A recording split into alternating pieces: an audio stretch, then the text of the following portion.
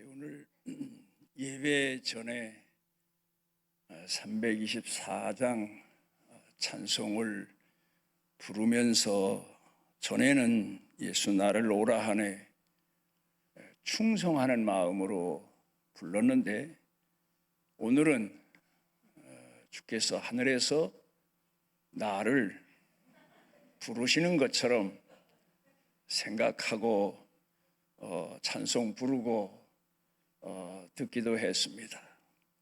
겟셋마네 동산에서 그런 신앙의 모습으로 하나님 앞에 부름을 받으면 얼마나 좋겠습니까? 젊어서는 비틀대고 넘어지고 주저앉고 그랬지만, 이제 마지막 남은 짧은 기간이라도 깨어서 겟셋마네 동산에서 우리 주님 앞에 부름받아 가는 게 아마도 제 소원일 거고, 여기 앉아 계신 어르신들 아마 소원일 겁니다. 한 50년도 더 된 것 같습니다. 벼랑간에 제가 생각나는 분이 있는데, 무당 신내림만 안 받았지 이제 신내림을 받으려고 만반의 준비를 다 해놓은 그런 부인이 있었습니다.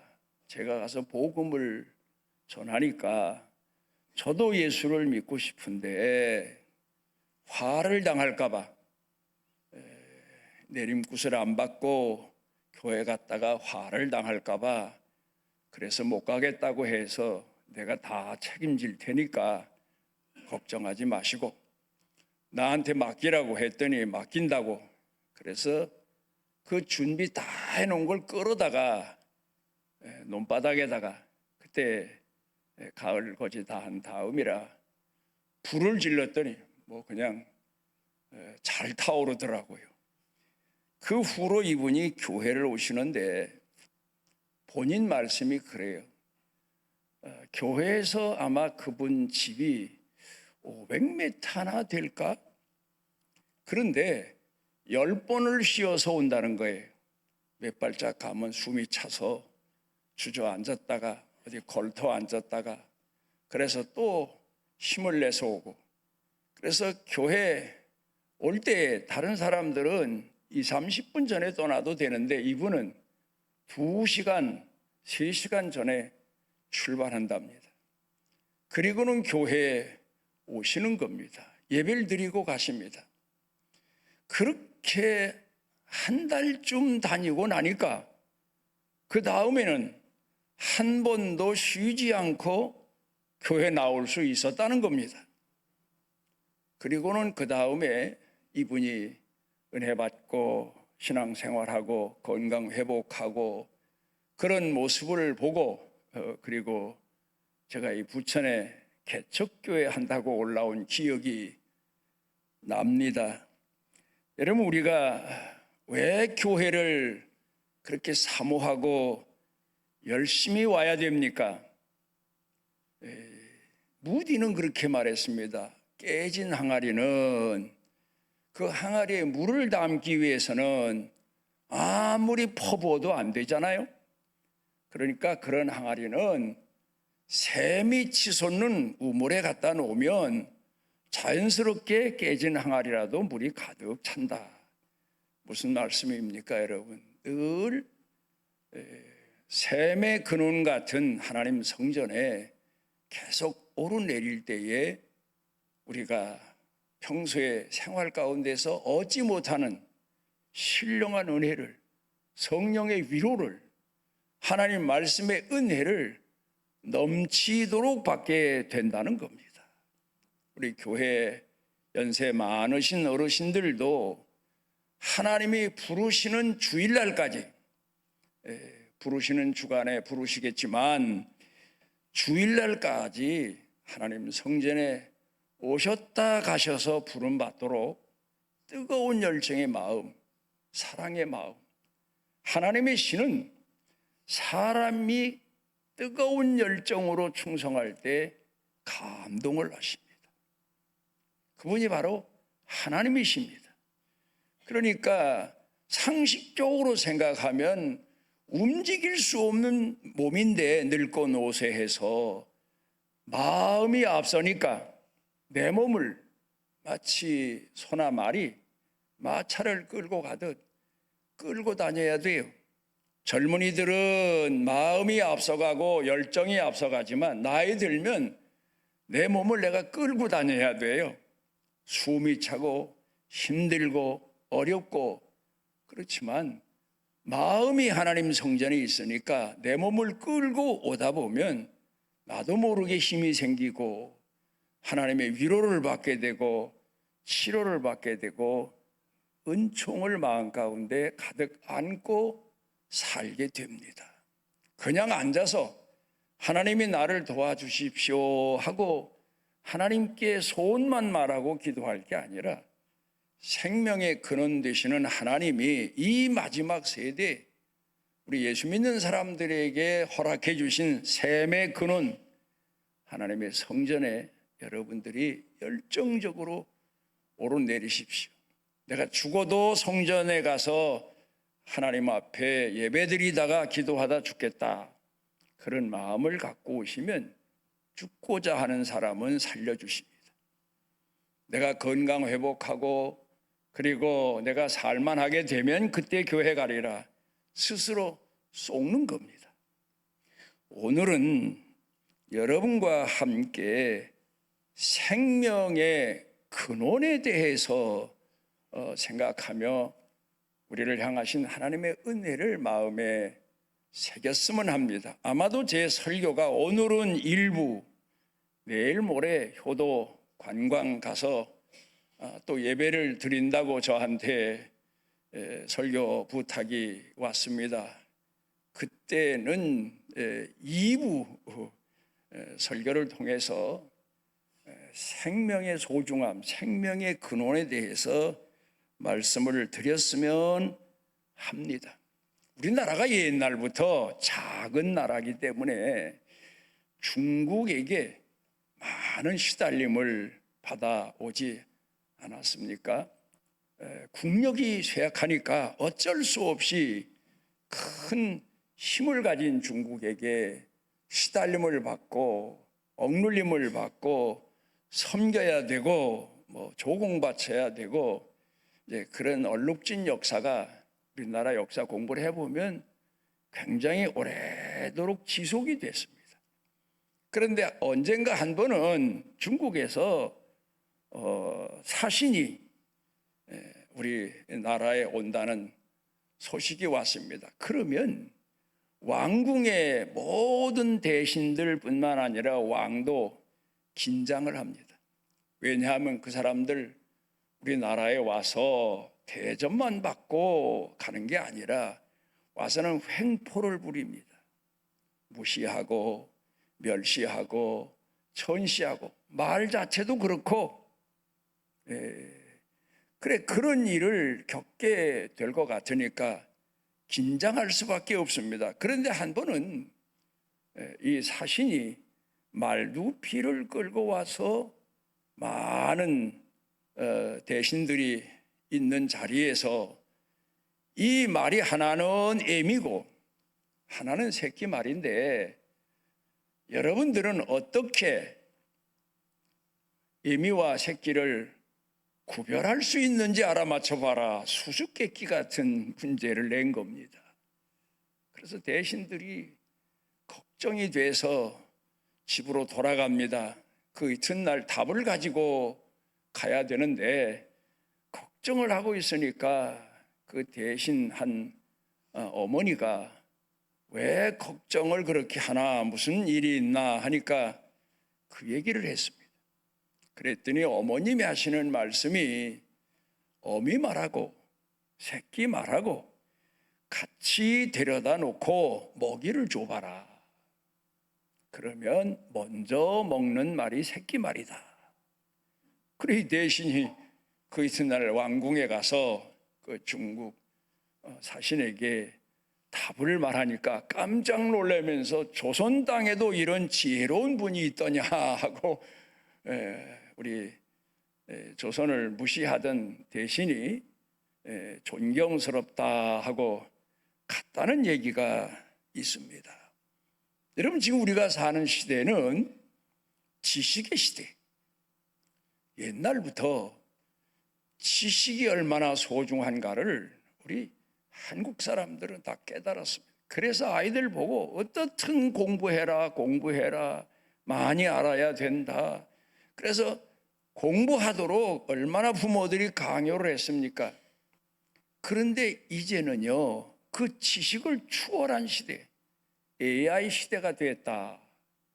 사람의 머리가 아무리 좋아도 AI를 당할 수가 없다는 거예요. 그런데 이 근간에 AI 시대를 능가할 수 있는 게 어디에 있느냐? 성경은 이미 오래전부터 사람에게 있어서 머리가 중요하냐, 이 가슴이 중요하냐에 대해서 설명하기를 사람이 가진 지혜보다 사람이 가진 감성, 가슴이 더 중요하다. 그래서 어쩌면 뇌사를 당한 사람도 심장 박동이 있는 한은 사망자로 여기지 않는 그런 의학계 진단 방법도 있지 않습니까? 오늘 젊은이들이 공부를 얼마나 많이 합니까? 부모가 어떻게 그 자식이 배운 지식을 능가할 수 있고 앞설 수 있고 같이 동행할 수 있겠습니까? 나는 내 부모 앞에서 많이 배운 티를 냈지만 내가 또 자식 앞에 설 때 그 자식이 나보다 더 많은 지식을, 앞선 지식을 가지고 있으니 지식으로 보면 부모들이 자식을 당할 길이 없습니다. 그런데 아무리 지능이 높고 아무리 천재적인 머리를 가진 사람도 당할 수 없는 게 부모의 가슴입니다.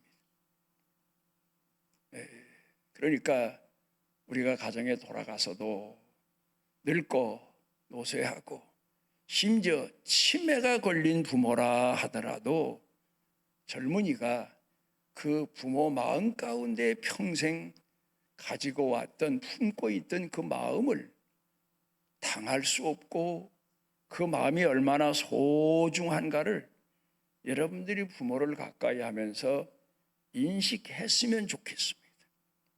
그러니까 감성지능 시대가 감성지능적인 사람이 AI 시대를 능가할 수 있다는 책까지 나와서 지난번 제가 와서 소개한 적이 있습니다. 옛날에 부모들이 우리나라의 사회적으로 알려진 효도에 관한, 부모와 자식 간에 관한 얘기입니다. 우렁이는 새끼를 낳으면 그 새끼들이 애미를 파먹는답니다. 그래서 애미를 다 파먹고 나면 그때 가서 자립하게 된다는 거예요. 그러면 새끼들이 자립할 때쯤 되면 애미는 껍데기만 남고, 그러니까 제 몸을 다 내어주는 거예요.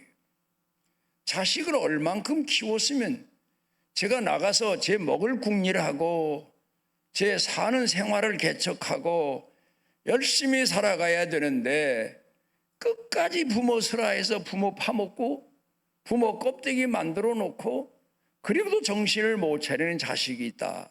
그런 교훈적인 얘기죠. 또 그런가 하면은 가물치에 관한 얘기가 있습니다. 이 가물치가 새끼를 낳을 때쯤이면 모든 영양분을 다 자식에게 쏟아붓는 바람에 이 눈까지 못돼요. 가물치가 움직이지도 못한대요. 그 새끼를 다 낳고 나면 이게 뭐 사리분별도 못한대요. 죽게 됐다는 거예요. 그러면 그때 새끼들이 앞다퉈서 애미 입속으로 들어간대요. 그럼 애미가 이제 살아나는 거예요. 새끼를 먹으면서 사는 거죠.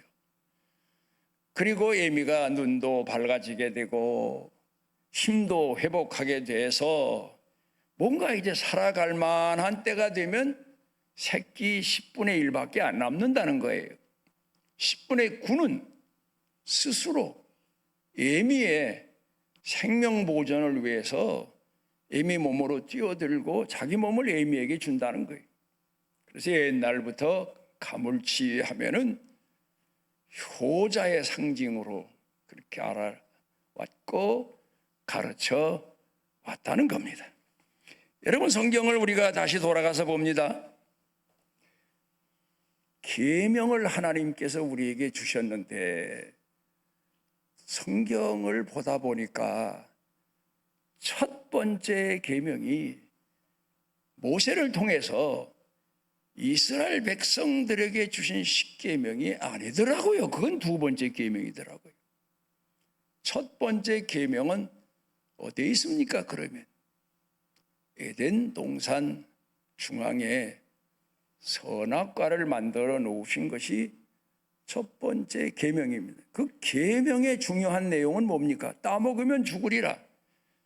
그 문자대로만 볼 게 아니라 거기서 하나님이 아담과 하와에게 주신 계명은 생명의 계명입니다. 하나님이 이미 생명을 주셨어요. 흙으로 사람을 만들어서 그 코에 생기를 불어 넣으실 때 생명을 주셨어요. 생명을 주신 분도 하나님이고 생명의 근원도 하나님입니다. 그런데 사람들이 그 생명의 근원 되시는 하나님, 생명을 주신 하나님의 말씀을 거부할 때에 죽음에 이르게 되는 거예요. 그래서 땅에 하나님이 제일 먼저 주신 계명은 선악과구나. 제가 근간에 기도하면서 그런 생각을 하게 됐습니다. 그 다음에 모세를 통해서 주신 십계명으로 내려가서 보면 첫째 계명이 하나님 외에 다른 신을 내게 두지 말라. 그게 첫 번째 계명 아닙니까? 왜? 생명이, 내 이성이, 내 감성이, 내 오늘의 삶이 하나님으로부터 시작됐고 하나님을 통해서 내가 살아가니까 하나님을 잊지 말아라. 그 외에 다른 데는 생명이 없다. 그런 말씀 아닙니까? 그런가 하면 두 번째 계명 가서 내 앞에서 새긴 우상을 만들지 말고 거기 절하지 말라. 그게 무슨 말씀일까 하고 생각을 해보니까 나를 하나님 하신 말씀이 나는 산 하나님이다. 나는 살아있는 하나님이다. 그런데 나를 우상 숭배하듯 하지 말아라. 외식적으로, 형식적으로, 우상 숭배는 그렇잖아요. 외식적으로, 형식적으로만 잘 꾸미면 정말 신을 잘 섬기는 아주 훌륭한 사람같이 보여집니다마는 하나님은 어떤 분입니까? 우리가 제사를 드려도 예배를 드려도 선을 행해도 하나님이 보시는 곳은 우리 마음입니다. 내 마음을 다해서 성품을 다해서 예물을 드리고 하나님을 사랑하고 하나님 앞에 제사를 드리고 예배를 드리고 말씀을 듣고 마음 주기를 원하시는 분이 곧 하나님이십니다. 그래서 우리가 볼 때 하나님은 어떤 분인가? 하나님은 창조주 하나님이여 신이시기 때문에 인간 세계와는 동떨어진 저 우주 어딘가에 신의 세계에 계신 분, 그는 우상 숭배하는 사람들이 생각하는 신이지 우리는 어떻습니까? 하나님은 우리와 함께 웃기도 하시고 울기도 하시고 화를 내기도 하시고 기뻐하기도 하시고 희로애락의 하나님이시다. 그걸 계명 가운데서 가르쳐 교훈하고 있더란 말입니다. 그 하나님은 사랑의 하나님이시다. 그러니까 하나님께서 우리에게 요구하시는 것, 제일 기뻐하시는 것 가슴입니다. 여러분도 사람과 함께 살면서 가족 식구와도 그렇고 친구와도 그렇고 어디 가도 그렇고 가장 중요한 것이 마음이 통하는 거예요. 다른 수준, 다른 기준 없어요. 마음이 통하는 게 곧 사랑이다, 그렇게 말할 수 있겠습니다.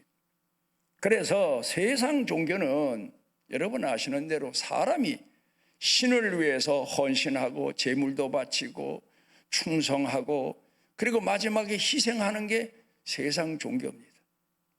그런데 우리 그리스도인들이 섬기고 또 우리가 오늘 오르내리는 교회는 어떤 곳인가? 하나님이 사람을 위해서 헌신하시는 곳, 모든 것을 다 주시는 곳, 희생하시는 곳, 그걸 배우고 그걸 익히고 그 은혜에 응답하고 보답하며 사는 게 신앙입니다. 하나님이 말입니다. 마태복음 20장 28절 가운데 내가 이 땅에 온 것은 너희가 하나님 앞에 치를 수 없는 게 하나 있는데 그게 바로 부패하고 타락한 죄값이다. 그걸 내가 치르기 위해서 왔고 그리고 너희를 섬기고 내 몸을 내어주기 위해 왔다. 그래서 예수님의 십자가는 창조주 하나님이 얼마나 그 피조물 가운데서 코에 생기를 불어넣은 자식된 인간을 사랑하신 나를 보여준 그게 모습이고, 또 하나는 그런 은혜를 입은 사람의 아들로 오신 예수님께서, 육신의 몸을 입고 하나님의 아들로 오신 예수님께서 사람으로서 어떻게 하나님을 공경하고 섬겨야 되는지를 가르쳐 교훈으로 보여주신 모습이 바로 십자가입니다. 예수님께서 억지로 끌려가신 게 아니지 않습니까? 그 죽음의 자리에, 십자가의 자리에 자원해서, 만약에 예수님이 억지로 끌려가셨다면 짐승의 제물이나 다를 바 없겠죠. 짐승, 양은 제물로 바친다고 기뻐서 나 바치세요 그러겠어요? 안 가려고 짐승들은 소도 그렇고 양도 그렇고 잡아서 제물로 드릴 때 발버둥 치죠. 죽지 않으려고 하지요. 그림자일 뿐이지만 어쨌든 예수님은 자원해서, 사랑하는 마음에서 스스로 십자가를 향해서 나아가신 겁니다. 여러분, 우리가 오늘 하나님을 공경하면서 어떤 마음으로 공경하며 또 오늘 성경 본문에서 가르쳐 주신 내용을 돌아가서 다시 보게 되면 부모를 어떻게 섬겨야 되나 하는 내용이 아닙니까? 두 가지의 의미를 성경 가운데서는 가르쳐 교훈하고 있습니다. 부모는 생명의 근원 되시는, 생명의 창조주 되시는 하나님의 대리자입니다. 우리 그리스도인들이 생각하고 있는 부모에 대한 바로 마음가짐, 그리고 지식 전부라고 말할 수가 있겠습니다. 하나님의 대리자. 그래서 마르틴 루터는 우리 그리스도인들에게는 네 종류의 부모가 있다, 그렇게 말했습니다. 첫 번째로는 내게 생명을 전수해 주신 부모, 아버지겠죠. 그리고 나를 양육해 주시고 나를 품에 품고 계시다가 나를 세상에 태어나게 하시고 내가 사람 되도록 키워주신 부모의 은혜. 그러니까 생명의 근원은 성경을 통해 보면 하나님으로부터 왔고, 부모는 그 생명의 대리자이시다. 그리고 또 그렇게 말하지 않습니까? 어머니는 성령의 대리자이시다, 그런 말도 있습니다. 오늘도 우리 예수 믿는 사람에겐 성령께서 우리 마음 가운데 오셔서 머리를 지혜롭게도 하시지만 중요한 건 가슴을 뭉클하게 하시고 뜨겁게 하시고 감동하게 하시고 힘을 얻게 하시고, 그리고 나도 모르는 사이에 성령께서 나를 깨워주시고 좁아지던 내 마음, 핍절하던 내 마음을 풍성하게 해주시는 분, 성령님이시죠. 그래서 부모는 하나님의 대리자다. 두 번째로는 사회적 부모가 있습니다. 여러분, 사람은 흔히 학자들이 말하기를 사회적 동물이다. 나 외에 다른 사람이 있어야 돼요. 여러분, 사람에게 있어서 가장 견디기 어려운 시간들이 언제입니까? 창세기로 거슬러 올라가 보면 독초하던 아담이 겪은 외로움. 사람이 없는 거예요, 주변에. 오늘 연세 많으신 어르신들, 혼자 계신 분들, 그래서 교회에서 성도들이 자주 연락도 드리고 가서 대화도 하고, 그래야 그게 바로 효도죠. 자식들도 물론 그래야 되겠지만, 그래, 이 사회적 동물인데 내 주변에 누군가 있어야 돼요. 그리고 이 사회를 통치하는 통치자가 있어야 돼요. 그게 바로 옛날로 말하면 왕이요, 지금으로 말하면 대통령이요, 정치인들, 권력자들, 원리로 말하면 그렇다고 말입니다. 그런데 어떤 때에는 그 시대가 시대적 불행이죠. 합당치 못한 지도자가 나와서 백성들을 그렇게 굶주려 죽게 만드는, 저 북한만 봐도 알 수 있지 않습니까? 재배만 불리우고, 북한 지도자 사진을 보면 배만 나온 게 아니고 등까지 나왔더라고. 얼마나 혼자 먹고 혼자 누렸으면. 그렇긴 하지만 어떻든 사회 구성을 통치하는 사회적 부모, 루터가 그렇게 말한 거예요. 그래서 우리 예수 믿는 사람은 대통령을 위해 기도하고 관리들을 위해서 기도해야 된다, 그걸 말하고 있습니다. 그 다음에 세 번째로는 내게 세상적인 삶의 지식, 방법, 자세, 이런 것들을 부모로서는 한계가 있습니다. 왜? 생계를 책임져야 되고 먹여 살려야 되고 그런 문제가 있기 때문에, 생명을 존속시켜 주어야 될 문제가 있기 때문에 부모로서는 그 감당하기 어려워요. 그래서 스승을 찾아가게 합니다. 자기를 가르치는 겁니다. 훈계를 하고 방법을 가르치고 지식을 가르치고, 그래서 그런 부모를 지식의 부모, 그렇게 말합니다. 그 다음에 네 번째가 바로 교회의 부모, 성직자, 어찌 보면 그림자, 그런 말로도 표현할 수가 있겠습니다. 예수님께서 피로 값주고 사신 교회다. 거기에 예수님은 대리자를 세워놓으십니다. 목사를 세워놓으십니다. 그리고 성도들을 예수님의 그림자이지만 예수님의 마음으로, 우리가 형제들이, 자매들이 성장하게 되면 각각 자기 나름대로의 인생을 살아가지만 그 형제들 간의 문제를 볼 때 나를 낳아주고 그 형제를 낳아주고 키워준 부모의 마음을 생각해서 형제들을 돌아보는 거 아닙니까? 미운 형제도 미운 자매도 아버지 마음, 어머니 마음이면 다 포용하고 덮고 이끌어 주었을 거다. 그런 마음을 가지고 우리가 형제를 대하는데, 바로 이 교회라고 하는 것도 하나님께서 바로 성직자를 세우셔서 돌보게 하시고 관리하게 하시고 이끌어주게 하시고, 때로는 그림자로 여러분 앞에 앞서 가도록 해 주신 겁니다. 왜 그림자라고 말하나? 성경을 통해 보면 구약은 신약의 그림자다 그렇게 말합니다만은, 어떻든 선지자들, 또 그 외에 랍비, 모든 사람들은 살아계신 하나님의 대리자, 다시 말하면 그림자, 이제 그런 영을, 신앙을 지도하는 부모다, 이제 그런 얘기입니다. 그런데 오늘 성경 본문 말씀으로 다시 돌아가서 보게 되면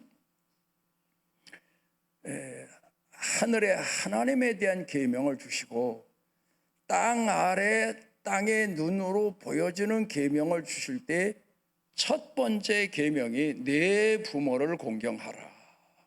공경입니다. 요새 우리는 사랑이라는 말을 많이 사용합니다. 사랑합니다. 사랑한다. 이건 아이들에게도 사랑한다. 또 이제는 뭐 동등한 관계에 있어서 뭐 연인에게도 사랑한다. 친구에게도 사랑한다. 부모에게도 사랑한다. 이게 서양 문화예요. 동양 문화는 안 그래요. 동양 문화는 차별이 있어요. 말, 언어에도 구별이 있어요. 어떤 데 보면 서양 문화는 간단해 답이 어른에게 답하는 얘기나 애들에게 답하는 얘기나 뭐 우린 그렇잖아요. 우린 다르잖아요. 아이들이 이게 답을 할 땐 그렇다, 응, 그렇게 답을 하고 또 그런가 하면은 우리 존경하는 사람이나 위에 사람에게 답할 땐 네, 뭐 거기다 좀 더 갖추면 예, 옳습니다. 그런 차이가 있어요. 근데 물론 영어도 뭐 제가 잘 모르지만 그 언어상 잘 모르지만 답이 별로 언어가 별로 그렇게 구분이 되어 있지 않은 것 같아요. 근데 우리 신앙에 있어서 네 가지 신앙인이 있다는 걸 여러분이 잊지 말아야 됩니다. 처음에는 굴종입니다. 하나님은 위대하시고 창조주이시고 심판의 주이시니까 얼마나 무섭습니까?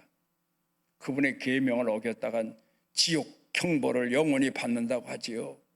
그분 뜻을 어겼다가는 하나님 앞에 버림받는다고 하지요. 그러니까 굴종, 말하자면 노예가 주인에게 팔려가서 주인이 두려운 거예요. 무서운 거예요. 그러니까 주인 중에도 옛날에 혹독하게 그 노예들을 다룬 주인들이 역사적으로 보면 참 많았어요. 그리고 마치 기계를 쓰다가 그래도 사람은 좀 지혜로운 사람은 쓰다가 기계가 고장나면 고쳐서라도 썼는데 옛날에 못된 주인은 노예가 병들면 그냥 갖다 내다 버렸어요. 치료비도 들지요. 그거 뭐 병든 거 먹여봐야 먹이는 값도 안 나오지요.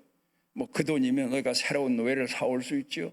그 버릴까봐, 채찍질할까봐, 벌을 줄까봐 굴종하는, 하나님을 공경하는데 그런 마음으로 공경하는 사람, 우상 숭배하듯 하는 사람.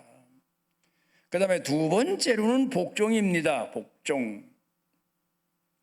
거부했다간, 머리 흔들었다가는, 반항했다간 그 결과가 결국 내게로 좋지 않게 오니까 이런 마음으로 하나님을 공경하는 사람도 있고, 또 부모 슬하에 자라면서 그렇게 부모 앞에 복종하는 그런 자녀들도 있는데 그것 가지고는 부모 섬기는 효도라고 할 수도 없고 하나님 공경하는 신앙인이라고 할 수도 없습니다. 그 다음에는 순종입니다. 내 마음에 싫어도, 내가 원치 않아도 그래도 내게 말씀하시니까 결국 그 결말을 생각해서 따르는 이제 그런 자세이지요. 부모에게도 그렇고 하나님께도 그렇고. 여러분은 지금 하나님 공경하는 신앙인으로서 여러분 부모님이 지금 살아계시면 그 부모님을 섬긴다는 의미에서 어느 수준의 마음을 가지고 부모를 섬깁니까? 화를 내시고 말씀을 안 들으면 기분 나빠하시니까 어쩔 수 없이 굴종도 하고 복종도 하고 순종하는 척 하기도 하고. 그런데 오늘 성경 본문 말씀 가운데 보면은 아주 깊은 내용을 네 번째 말씀하고 있습니다. 공경입니다. 공경입니다. 높이 섬기는 겁니다. 높여서 섬기는 겁니다. 동등한 것도 아닙니다. 높은 분입니다. 하나님 위치에 놓고 섬기는 겁니다. 공경하라. 왜? 하나님의 대리인자이시니까. 그걸 여기서 가르쳐 교훈하고 있습니다. 오늘 여러분들이 어버이 주일이지 않습니까? 어떤 마음으로 인간의 눈으로 현재 내가 가지고 있는 이성의 눈으로 보면 빨리 돌아갔으면 하는 부모도 있을 거고, 저 정도인데 빨리 돌아가 주셨으면 하는 부모도 있을 거고, 또 왜 연세가 드셨는데도 우리를 그렇게 이해를 못하시나 답답한 부모로 보여질 수 있지만, 그건 여러분이 부모를 동등한 입장에 놓고 봐서 그래요. 높여보세요. 존경해보세요. 나와 요새 젊은 사람 말로 말하면 레벨이 다른 분이에요. 내게 생명을 주신 분, 내가 오늘 존재하도록 나를 양육해 주신 분. 그러니까 이게 바로 생명의 계명이라 그 말입니다. 땅의 첫 계명, 땅에서 가장 중요한 게 뭡니까 여러분? 온 우주를 다 가졌다. 그런 복입니까? 생명을 잃으면 천하를 얻고도 무슨 소용이 있느냐? 예수님이 가장 중요한 계명은 생명의 계명이다. 너한테 생명을 주신 하나님과 내 부모를 향한 신앙이 가장 중요하다. 그를 소중히 여기는 그 믿음이 중요하다. 사실 논리적으로는 그렇게 보기가, 듣기가, 말하기가 쉽지만 사실 그 일이 얼마나 어렵습니까? 그래서 어쩌면 우리가 타락한 몸으로, 어리석은 몸으로, 부패한 가슴으로 부모 섬기고 하나님 섬기는 게 쉬운 일이 아니에요. 어려운 일이에요. 그런데 그게 생명의 길이에요. 생명의 일이에요. 기도하십니다. 오늘 우리를 주의 전에 모아주시고 우리로 하여금 생명의 근원 되시고 그 대리자이신 부모에 대해서 돌이켜 마음에 새기게 하신 아버지 하나님, 이제 오늘 세월이 지나다 보니 우리가 자녀들에게 있어 부모가 되어 싸운데 하나님, 기도하옵는 것은 생명의 근원 되신 하나님의 사랑과 은혜를 우리 자식, 자손 대대에 신앙유산으로 물려줄 수 있도록 긍휼하신 은혜를 더하여 주옵소서. 예수님 이름으로 기도드리옵나이다.